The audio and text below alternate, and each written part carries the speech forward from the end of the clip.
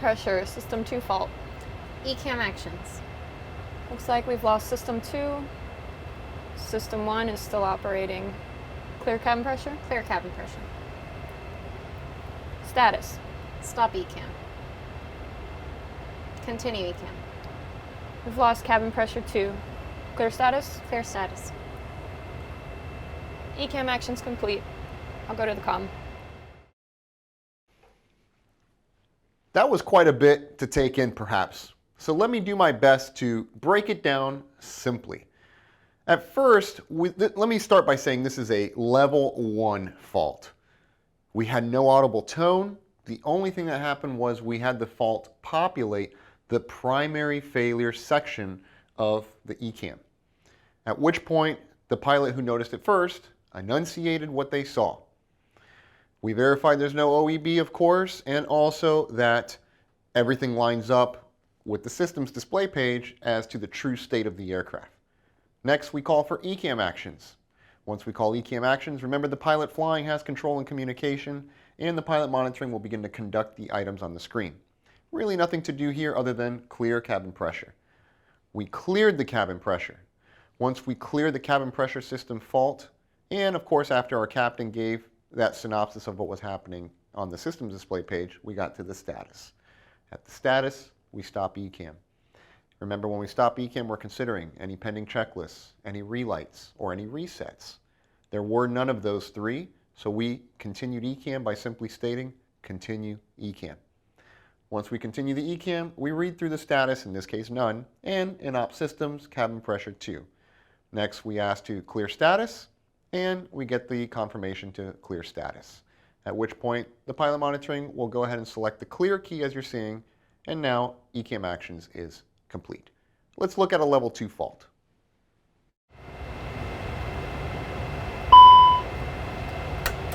Flight control, Sec 1 fault. ECAM actions.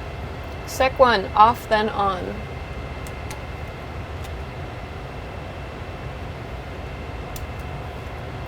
If unsuccessful, Sec 1 off. Speed brake, do not use. Clear flight control. Clear flight control. Status. Stop ECAM.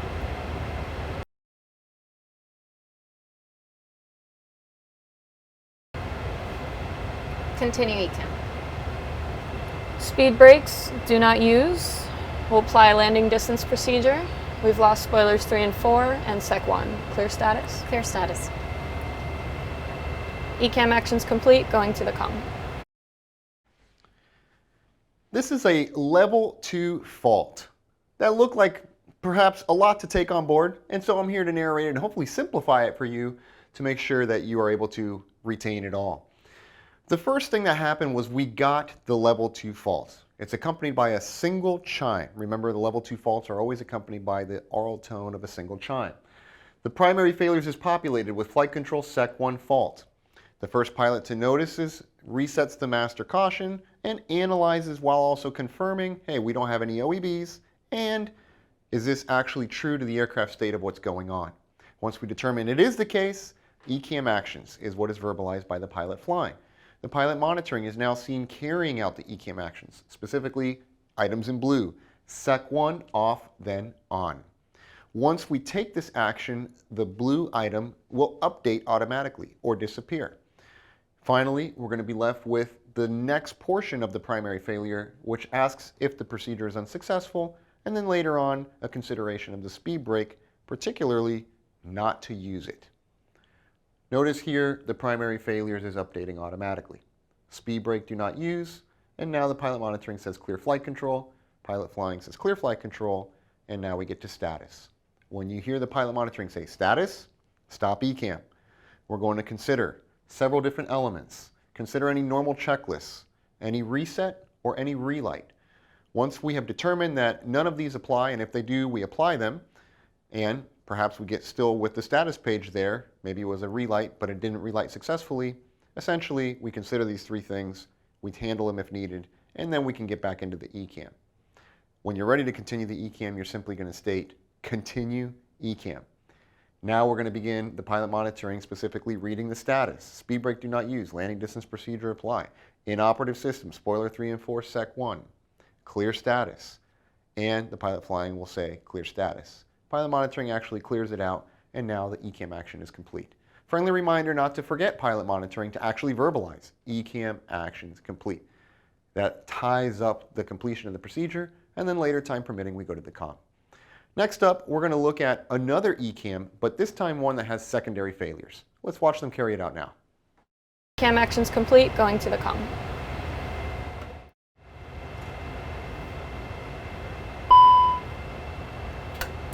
Hydraulic blue system low pressure. Hydraulic blue electric pump low pressure. ECAM actions. Blue electric pump off. Confirm blue electric pump. Confirm blue electric pump. All right, we've lost the blue system. Clear hydraulic. Clear hydraulic. Here, we're into the secondary failures. Notice they cleared hydraulic. Flight controls populates the secondary failures, at which point now we're going to give a brief synopsis of what exactly is going on in the architecture shown here on the system's display. You'll now hear this crew carry out that very thing, the brief synopsis of what's happening before asking to clear flight control, what's underlined. Let's watch them do it now. Flight controls, we've lost the blue, and speed brakes 3. Clear flight control. Clear flight control.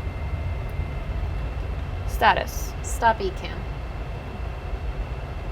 Continue ECAM. We'll apply a landing distance procedure. Slats are going to be slow. We have Cat 3 single only. We've lost blue hydraulic, spoiler 3, Cat 3 dual, and the blue electric pump. Clear status. Clear status.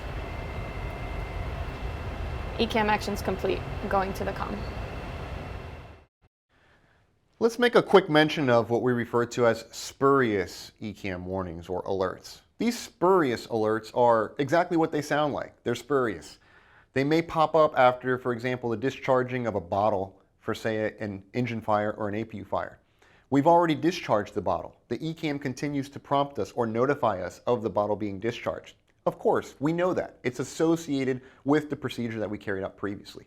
In this case, we can go ahead and emergency cancel, utilizing the emergency cancel push button to remove the spurious warnings for the remainder of the flight.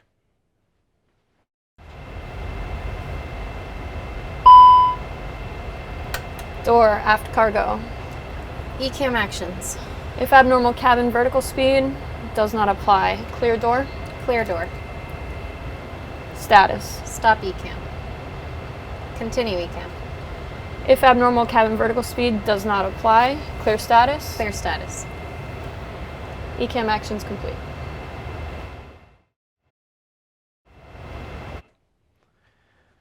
This is going to be the same flight. We just saw the door warning. We're about to see a spurious alert of the same failure again. It's the aircraft's way of continuing to prompt us to say, hey, this popped up, you have this issue, you have this issue. And even though this crew already cleared the ECAM and rid themselves of this ECAM, so to speak, the aircraft continues to prompt and say, hey, remember about this door issue. This is a spurious warning. We'll now watch the crew cancel this utilizing the emergency cancel push button. Door aft cargo. Seems this is an erroneous caution. I'm going to emergency cancel. Confirm emergency cancel. Confirm emergency cancel.